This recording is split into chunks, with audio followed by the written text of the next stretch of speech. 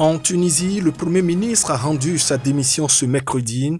Ilyes Fakfa est soupçonné de conflit d'intérêts. Il n'aura dirigé le gouvernement que pendant 5 mois.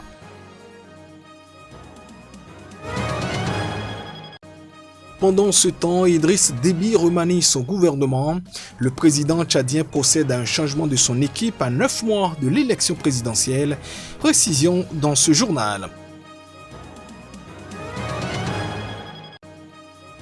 Et puis, au Japon, la ville de Tokyo est en alerte maximale. La pandémie du nouveau coronavirus gagne du terrain. Le nombre de cas infectés est élevé dans le rang des plus jeunes.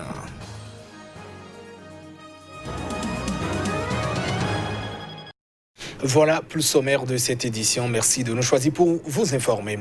Il n'aura dirigé le gouvernement que pendant 5 mois. En Tunisie, le Premier ministre a rendu sur le tablier. Il a démission. Il était donc sous pression après des dénonciations de conflits d'intérêts. Ilyes Fakfa reste en poste jusqu'à la désignation d'un nouveau chef du gouvernement. La motion de défiance du parti Enanda ne peut aboutir que si le Parlement accorde simultanément sa confiance à un autre Premier ministre.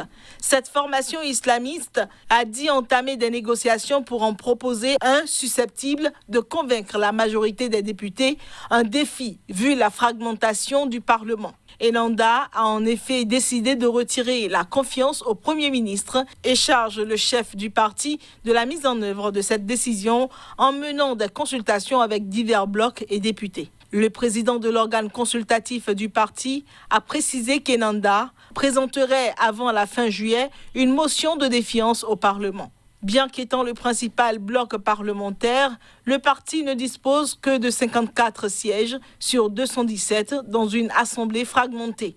La formation est en difficulté au sein de la coalition gouvernementale, dont certains partis se sont retournés contre Enanda. L'article 97 de la Constitution prévoit qu'une motion de censure peut être débattue 15 jours après son dépôt avec le soutien d'un tiers au moins des députés.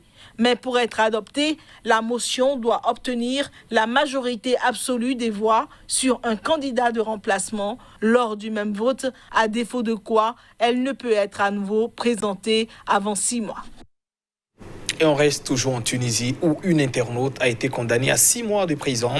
Elle a été jugée après avoir partagé sur Facebook une publication intitulée Sourate Corona, parodiant le Coran, une condamnation qui relance le débat sur la liberté d'expression concernant la religion dans ce pays. Je vous propose ici la réaction d'Emma Chakri après sa condamnation. Bien sûr que nous allons faire appel de ce jugement. Je ne sais même pas quand je vais pouvoir faire appel. Il y a des rumeurs qui sont en train de sortir et les gens sont en train de parler. Ce sont des sources fiables, mais cela ne vient pas des avocats ni du tribunal qui dit que j'ai le droit de faire appel. Si j'ai le droit de faire appel, et comme c'est mon droit, je ferai appel.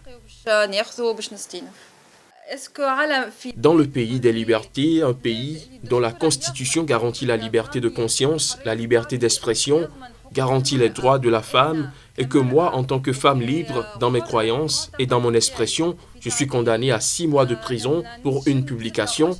Moi, en tant qu'Emma Chakri, une blogueuse tunisienne, je défends la liberté d'expression et de conscience.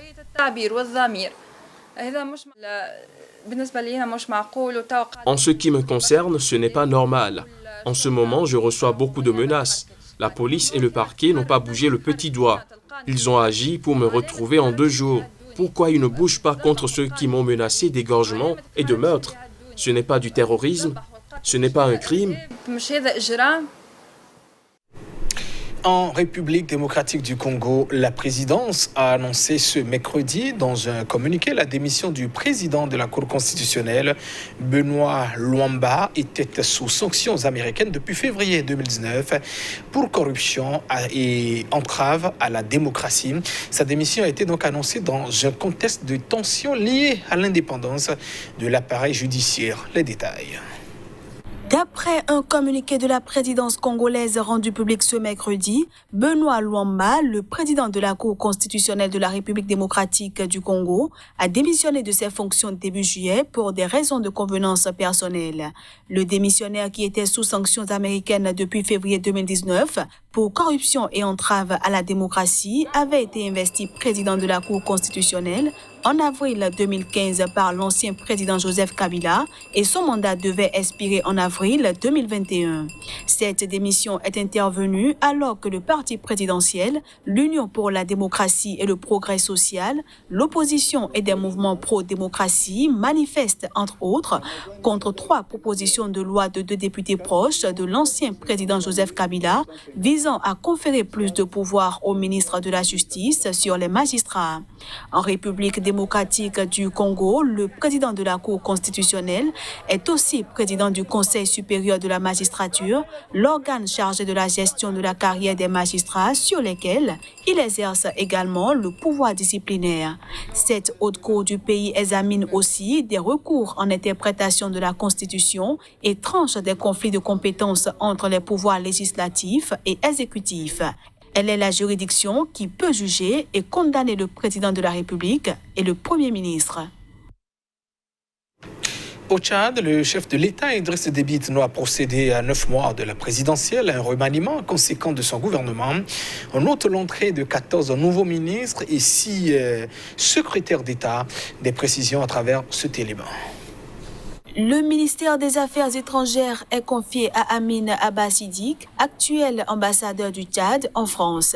Il remplace Mahamat Zéné Chérif, qui devient ministre de la Communication, porte-parole du gouvernement. Un nouveau portefeuille de la sécurité et de l'immigration est créé et revient à Mahamat Tahir Orozi, précédemment ministre de l'Aviation civile. Les autres principaux ministères clés, eux, n'ont pas changé de main. La défense, les finances et le budget, l'économie, la justice, l'administration du territoire. Le poste de Premier ministre avait été supprimé en mai 2018 et Idriss Déby, qui dirige le pays d'une main de fer depuis un coup d'État il y a plus de 30 ans, accapare tous les pouvoirs de chef de l'exécutif. Son nouveau gouvernement, qui compte 35 membres contre 31 précédemment, a accueilli ce mardi plusieurs jeunes, des femmes et un peu plus de représentants de petits mouvements alliés à son parti, le mouvement patriotique du salut qui domine largement le Parlement. À 9 mois de l'élection présidentielle du 11 avril 2021, le président Déby a fait appel à certains alliés, aux jeunes et aux femmes. C'est certainement pour battre campagne, estime le politologue Ngatabe Djimatoum, enseignant et chercheur à l'université de N'Djamena. Le chef de l'État, réélu en 2016 et que l'Assemblée nationale vient de promouvoir du grade de général au rang de maréchal, n'a pas annoncé officiellement s'il briguerait un nouveau mandat, mais cela ne fait aucun doute dans l'esprit de ses opposants et des observateurs politiques.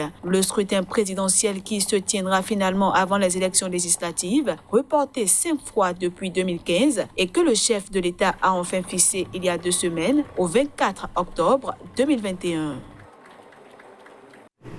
Le Sénégal a rouvert ses frontières aériennes après 4 mois de fermeture pour cause de coronavirus.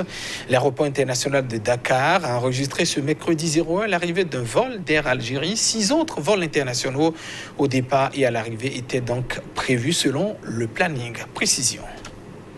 Après 4 mois de fermeture à cause du Covid-19, le Sénégal a rouvert ses frontières aériennes. L'aéroport international de Dakar a enregistré l'arrivée ce mercredi à 0h d'un vol d'Air Algérie et 6 autres vols internationaux au départ et à l'arrivée de la principale plateforme aéroportuaire sénégalaise étaient également prévus selon un planning du ministère des Transports aériens.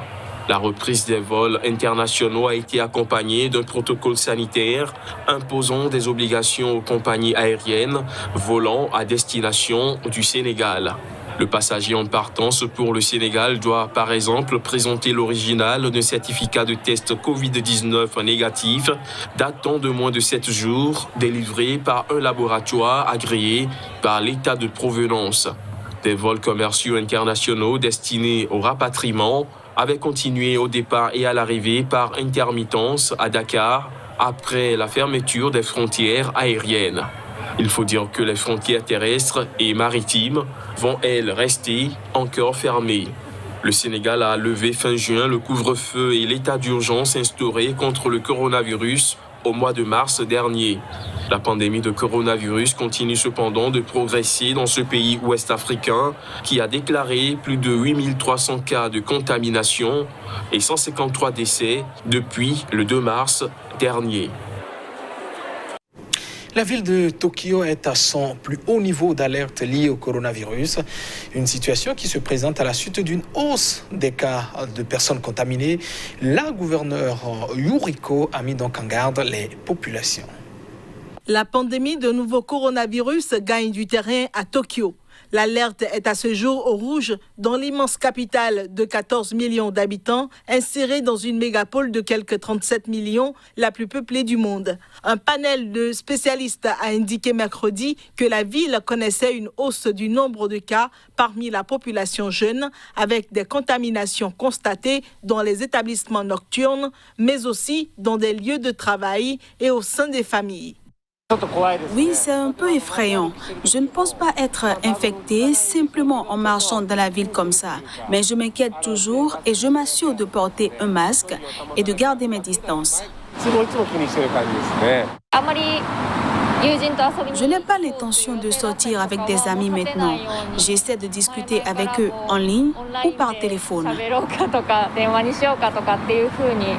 L'état d'urgence au Japon en avril-mai n'avait pas conduit à un confinement comme ceux observés en Europe, la loi ne permettant pas d'utiliser des méthodes coercitives pour inciter les habitants à rester chez eux.